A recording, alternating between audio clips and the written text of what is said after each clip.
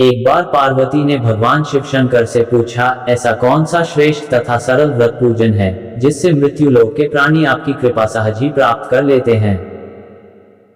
उत्तर में शिवजी ने पार्वती को शिवरात्रि के व्रत का विधान बताकर यह कथा सुनाई। एक गांव में एक शिकारी रहता था।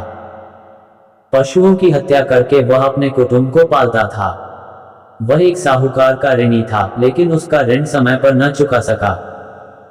क्रोधवश साहूकार ने शिकारी को शिवमठ में बंदी बना लिया। संयोग से उस दिन शिवरात्रि थी।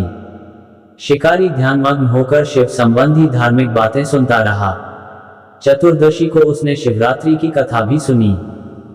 संध्या होते ही साहूकार ने उसे अपने पास बुलाया और ऋण चुकाने के विषय में बात की। शिकारी अगले दिन सारा ऋण लौटा देने का वचन देकर बंधन से छूट गया। अपनी दिनचर्या की भांति वह जंगल में शिकार के लिए निकला, लेकिन दिन भर बंदी गृह में रहने के कारण भूख प्यास से व्याकुल था। शिकार करने के लिए वह एक तालाब के किनारे बेल वृक्ष पर पड़ाव बनाने लगा। बेल वृक्ष के नीचे शिवलिंग था जो बिल्व पत्रों से ढका हुआ था। शिकारी को उसका पता न चला। पड़ाव बनाते समय उसने जो टहनियां तोड़ी वे संयोग से शिवलिंग पर गिरी। इस प्रकार दिन भर भूखे प्यासे शिकारी का व्रत भी हो गया और शिवलिंग पर बेलपत्र भी चढ़ गए। एक पहर रात्रि बीत जाने पर एक गर्भिणी मृगी तालाब पर पानी पीने पहुंची। शिकारी ने धनुष पर तीर चढ़ाकर ज्यों ही प्रत्यंचा खींची, मृगी बोली, मैं गर्भिणी हूं, शीघ्र ही प्रसव करूंगी। तुम एक साथ दो जीवों की हत्या करोगे, जो ठीक नहीं है। मैं अपने बच्चे को जन्म देकर शीघ्र ही तुम्हारे सामने प्रस्तुत हो जाऊंगी, तब तुम मुझे मार लेना। शिकारी ने प्रत्यंचा ढीली कर दी और मृगी झाड़ियों में लुप्त हो गई। कुछ ही देर बाद एक और मृगी उधर से निकली। शिकारी की प्रसन्नता का ठिकाना न रहा।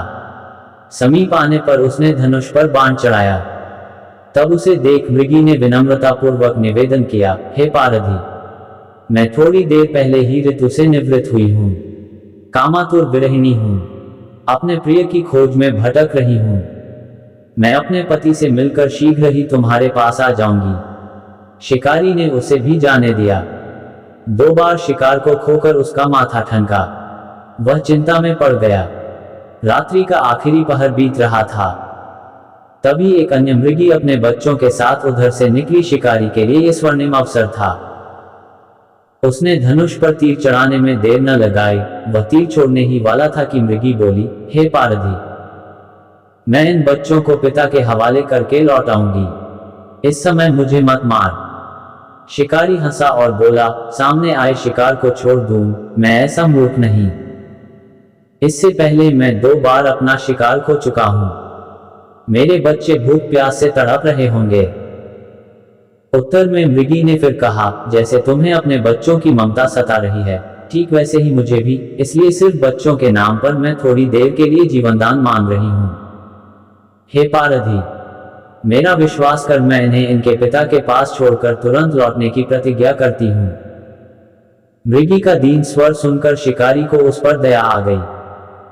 उसने उस मृगी को भी जाने दिया। शिकार के अभाव में बेल वृक्ष पर बैठा शिकारी बेलपत्र तोड़ तोड़कर नीचे फेंकता जा रहा था। पौ फटने को हुई तो एक हष्ट-पुष्ट मृग उसी रास्ते पर आया। शिकारी ने सोच लिया कि इसका शिकार वह अवश्य करेगा। शिकारी की तनी प्रत्यंचा देखकर मृग विनीत स्वर में बोला, हे पारधी भाई, यदि तुमने मुझसे पूर्व आने वाली 3 मृगियों तथा छोटे छोटे बच्चों को मार डाला है तो मुझे भी मारने में विलंब न करो, ताकि उनके वियोग में मुझे एक क्षण भी दुख न सहना पड़े। मैं उन मृगियों का पति हूं। यदि तुमने उन्हें जीवनदान दिया है तो मुझे भी कुछ क्षण जीवनदान देने की कृपा करो। मैं उनसे मिलकर तुम्हारे सामने उपस्थित हो जाऊंगा। मृग की बात सुनते ही शिकारी के सामने पूरी रात का घटनाचक्र घूम गया। उसने सारी कथा मृग को सुना दी। तब मृग ने कहा, मेरी तीनों पत्नियां जिस प्रकार प्रतिज्ञाबद्ध होकर गई हैं, मेरी मृत्यु से अपने धर्म का पालन नहीं कर पाएंगी। अतः जैसे तुमने उन्हें विश्वास पात्र मानकर छोड़ा है, वैसे ही मुझे भी जाने दो। मैं उन सब के साथ तुम्हारे सामने शीघ्र ही उपस्थित होता हूं। उपवास, रात्रि जागरण तथा शिवलिंग पर बेलपत्र चढ़ाने से शिकारी का हिंसक हृदय निर्मल हो गया था। उसमें भगवत शक्ति का वास हो गया था। धनुष तथा बाण उसके हाथ से सहज ही छूट गए। भगवान शिव की अनुकंपा से उसका हिंसक हृदय कारुणिक भावों से भर गया। वह अपने अतीत के कर्मों को याद करके पश्चाताप की ज्वाला में जलने लगा। थोड़ी ही देर बाद मृग सपरिवार शिकारी के समक्ष उपस्थित हो गया ताकि वह उनका शिकार कर सके, किंतु जंगली पशुओं की ऐसी सत्यता, सात्विकता एवं सामूहिक प्रेम भावना देखकर शिकारी को बड़ी ग्लानि हुई। उसके नेत्रों से आंसुओं की झड़ी लग गई। उस मृग परिवार को न मारकर शिकारी ने अपने कठोर हृदय को जीव हिंसा से हटा सदा के लिए कोमल एवं दयालु बना लिया। देवलोक से समस्त देव समाज भी इस घटना को देख रहा था। घटना की परिणति होते ही देवी देवताओं ने पुष्प वर्षा की।